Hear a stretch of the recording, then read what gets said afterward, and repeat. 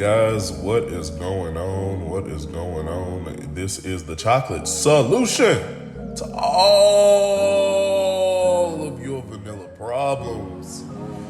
Yes. Yes. You see, that meat is sizzling in that wok as I'm moving, I'm grooving, I'm stepping, I'm prepping this meat right here. We're just getting it browned off in that wok. I'm so happy to be back. Oh, God. Happy to be back. Browning that meat. I love wooden cooking utensils. I really do. I know people have their reasons for not using them. I just like them. I don't know what to say. Hey, all I can say is just thoroughly clean them. I understand. Look at me. Oh, look at him. Look at him. What's that? What's that called? That ain't the stinky leg for sure. Yeah, but you see the meat's browned and it's constantly browning.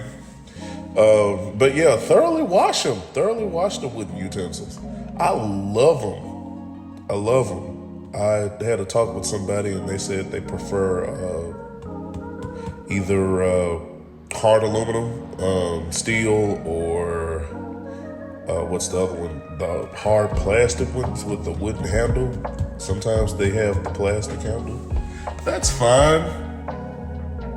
But, you know, this is how I like to do it. This is how I like to get down. This is how chocolate gets down. Getting that chopped onion off in that meat. Oh, boy, is it looking good. In addition to the chopped onion, we're adding in onion powder. And I am still grooving, boy. I am bopping. I have that garlic and pink Himalayan salt right there.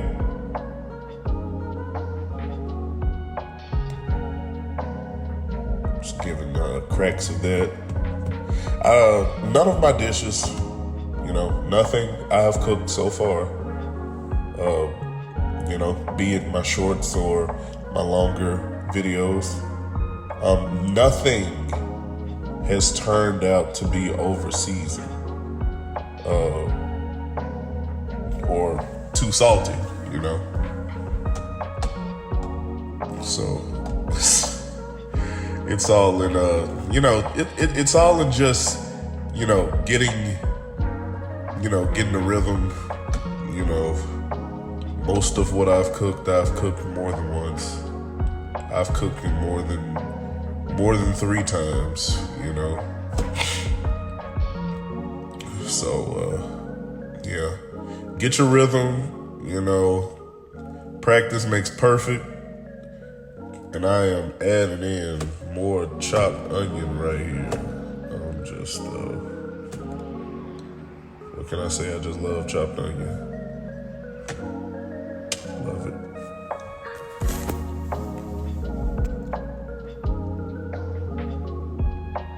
Constantly browning that meat. We're gonna get started on the rice. Getting that butter added in that water. I can't tell you how much rice that is because I honestly don't know just by looking at it right here. Getting that pink Himalayan salt added in as well. Like I've stated before, none of my dishes have turned out to be, you know, overly seasoned or salty, let alone too salty. It's always been just right. I've always been able to eyeball it just right. And that's just the way my family cooks. That's the way we all cook. We all eyeball it. Okay, did you see that rice? Oh man, you see how it turned out? Don't talk about my spoon. I know it's missing a whole half of it. I'm getting a new one. Just wait for it. That rice turned out great. It's a nice blanket of rice. As you can see, I'm getting it drained into that strainer. Just a nice blanket of rice right there. You can see where it's still buttery. Oh my goodness. I tell you. ain't nothing like buttery rice. There is nothing like buttery rice. And what I'm doing now is I'm taking cold water and I'm washing the starch off of it.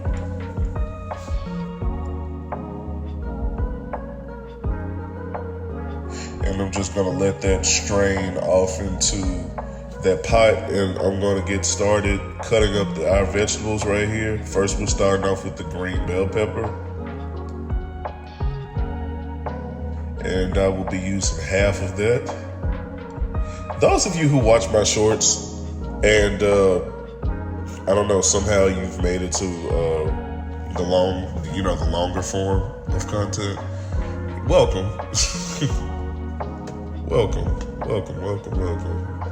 And I'm pretty sure if you watch my shorts regularly, you have seen this before.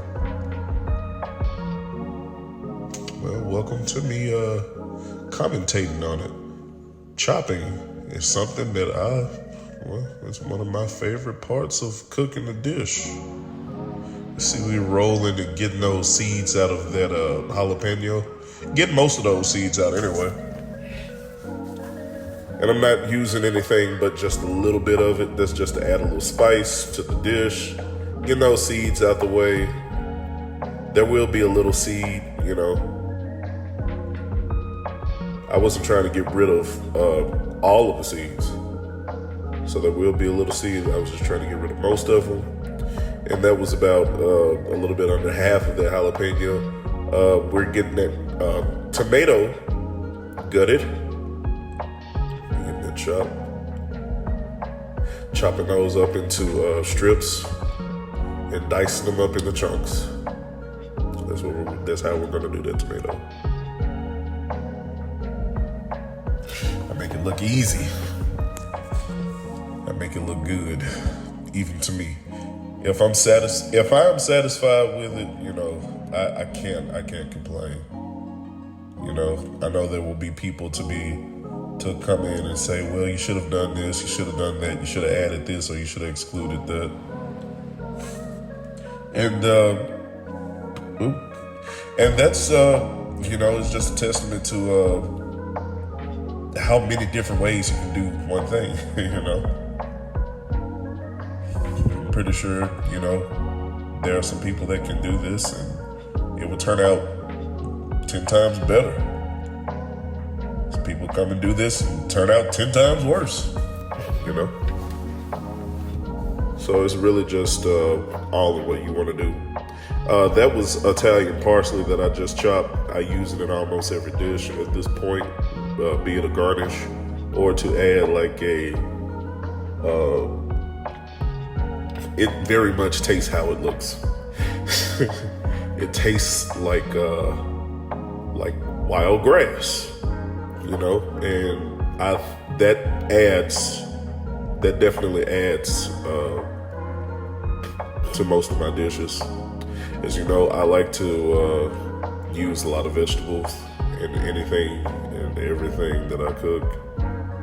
I will find a reason to break out a knife and this cutting board whenever I have to cook. I just enjoy it. That's just the way I like to do it. Hope you guys are enjoying this high quality upload as well. Trying to get you guys some better visuals here. See, that meat's turning out just fine. That looks good, just the way it is.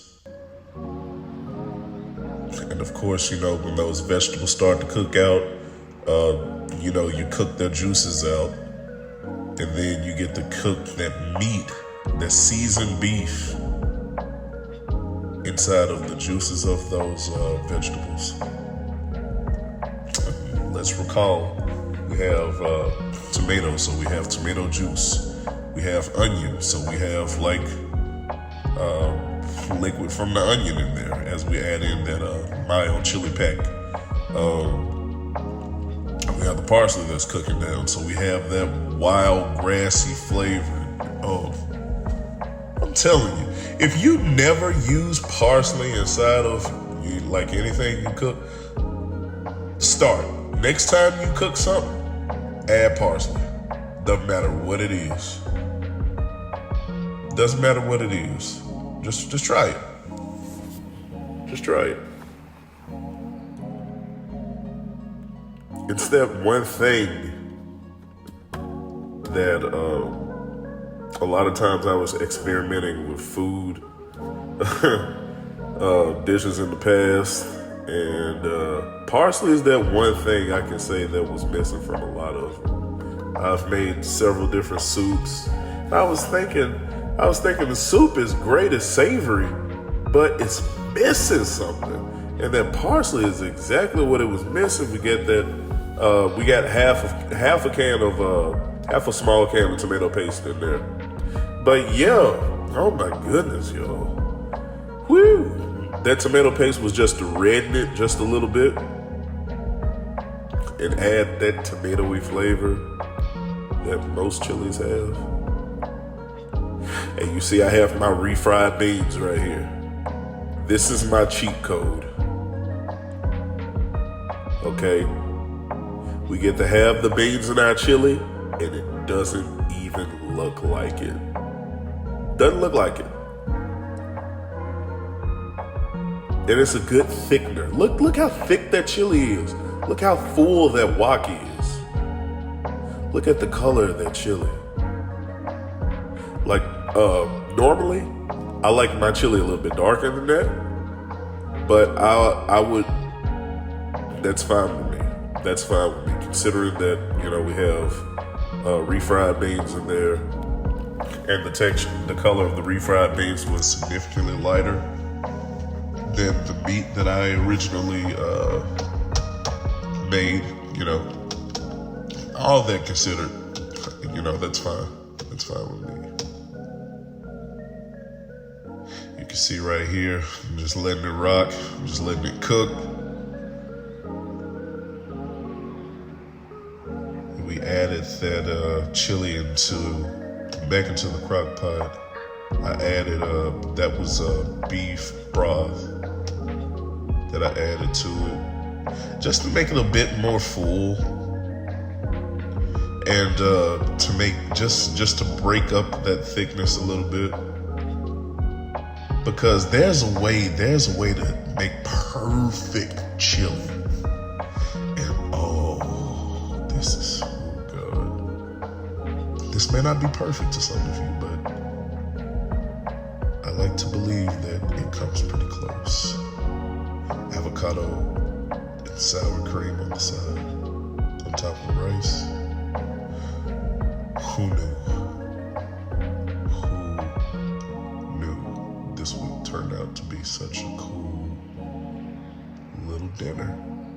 Guys, if you like it, you know what to do. Like, comment, and subscribe.